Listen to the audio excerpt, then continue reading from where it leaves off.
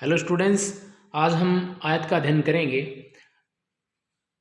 हम देखेंगे कि आयत किसे कहते हैं और उसकी क्या विशेषता होती है। फिर देखेंगे आयत का परिमाप और उसके बाद आयत का क्षेत्रफल। और हम आयत का परिमाप और उसका क्षेत्रफल कैसे बना सकते हैं, सूत्र कैसे बना सकते हैं, उसको भी देखेंगे। सबसे पहले हम आयत देखते हैं कि आयत क्या होता है। चार भुजाओं की ऐसी आकृति जिसकी आमने सामने की भुजाएं बराबर हो तथा प्रत्येक कोण 90 डिग्री का हो, वह आकृति आयत कहलाती है। यानी कि उसकी आमने सामने की भुजाएं बराबर होती है। जैसे कि हम यहाँ देख सकते हैं, ये आयत की एक लंबाई दी है हमने। आयत की लंबाई दी है 12। तो हमने कहा कि आयत की आमने सामने की भुजाएं बराबर होती है, तो इसकी ये लंबाई 12 है, तो ये भी उसके सामने की भुजा 12 होगी। और यहाँ हमने आयत की चौड़ाई दी है 5, तो इसकी सामने की भुजा ये भी 5 होगी। इस प्रकार हमारी ये शर्त पूरी हो जाती है कि आयत की आमने सामने की भुजा बराबर होती है तथा प्रत्येक कोण 90 डिग्री का होता है। ये कोण देखिए, ये 90 डिग्री का है, यानी कि एल आकृति का है, और ये भी 90 डिग्री का है, ऊपर वाला ही 90 डिग्री का है, ये भी 90 डिग्री का है। इस प्रकार हम आयत को देख सकते हैं कि आयत की आमने सामने की भुजाएं बराबर होती है तथा प्रत्येक कोण 90 डिग्री का होता है।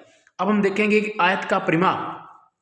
आयत का परिमाप हमने सूत्र लिखा है 2 गुणा लंबाई प्लस चौड़ाई। अब हम देखते हैं कि इस आयत का परिमाप का जो सूत्र है हम कैसे बना सकते हैं। इधर हमने एक आयत बनाया है और यहाँ लंबाई को L से दिखा दिया सिंबल से, और चौड़ाई को B से दिखा दिया। देखिए ये लंबाई है, ये L है, तो ये भी L होगा क्योंकि आमने सामने की भुजाएं बराबर होती है। ये B है तो ये भी B होगा, क्योंकि हम जानते हैं कि आयत की आमने सामने की भुजाएं बराबर होती है। इसी प्रकार ये देखो, हमने एक L ये हुआ, एक L ये हुआ। ये देखो L प्लस L, परिमाप का मतलब क्या होता है? भुजाओं का योग। इसी प्रकार हमने क्या किया, ये L लिया और ये L लिया, L प्लस L। उसके बाद ये B लिया और ये B लिया, हमने लिख दिया B प्लस B, यानी कि L प्लस L 2L और B प्लस B 2B। ये हमने लिख दिया 2L प्लस 2B। फिर हमने क्या किया, A को कॉमन ले, 2 को कॉमन ले लिया, 2 को कॉमन ले लिया तो हमारे पास बच गया L प्लस B। और L 2 हमने लिख लिया 2, और L जो हमने लंबाई मानी थी तो हमने यहाँ लिख दिया लंबाई, और प्लस B को हमने चौड़ाई मानी थी, यहाँ लिख दिया चौड़ाई। ये बन गया 2 गुणा लंबाई प्लस चौड़ाई। और यही हमने यहाँ पे सूत्र लिखा था कि 2 गुणा लंबाई प्लस चौड़ाई। अब हम देखते हैं आयत का क्षेत्रफल। आयत का क्षेत्रफल हमने सूत्र लिखा लंबाई गुणा चौड़ाई।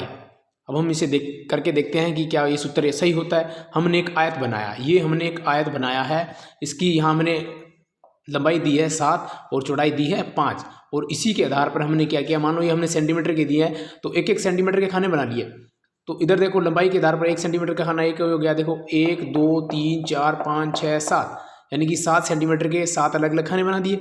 इधर हम लंबाई हमारी 5 सेंटीमीटर हमने मानी है, इसके हम 5 खाने बना दिए, 1 2 3 4 5, यानी कि 5 खाने। अभी हम इसको गिन के देखते हैं, 1 2 3 4 5 6 7 8 9 10 11 12 13 14 15 16 17 18 19 20 21 22 23 24 25 26 27 28 29 30 31 32 33 34 35 35 है। चाहे हम ऐसे गिन के कर लें या ऐसे करें, देखो 1 2 3 4 5, ऐसे 5 है।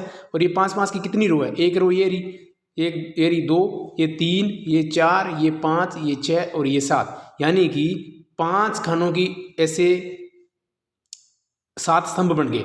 यहाँ इधर से देखेंगे तो देखो 1 2 3 4 5 6 7, यानी कि 7 खानों के 5 ये पट्टियाँ बन गई, एक पट्टी ये होगी, एक ये होगी, एक ये होगी। तो हम क्या करते हैं, इधर 5 वालों को 7 से गुणा कर देते हैं, तो हमारे पास आ जाए 7 गुणा 5 यानी 35 आ गया। और हमने गिन के भी देखा, यहाँ 35 थे, और इधर 7 गुणा 5 किया तो 35 आ गया।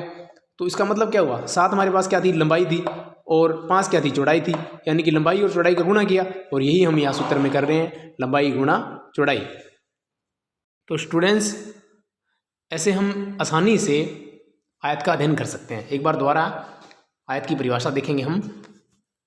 आयत 4 भुजाओं की ऐसी आकृति जिसकी आमने सामने की भुजाएं बराबर हो तथा प्रत्येक कोण 90 डिग्री का हो, आयत कहलाता है। आयत का परिमाप 2 गुणा लंबाई प्लस चौड़ाई। फिर दिया हमने आयत का क्षेत्रफल लंबाई गुणा चौड़ाई। आयत का परिमाप 2 गुणा लंबाई प्लस चौड़ाई और क्षेत्रफल था लंबाई गुणा चौड़ाई। धन्यवाद। इस प्रकार हम इसका आसानी से अध्ययन कर सकते हैं।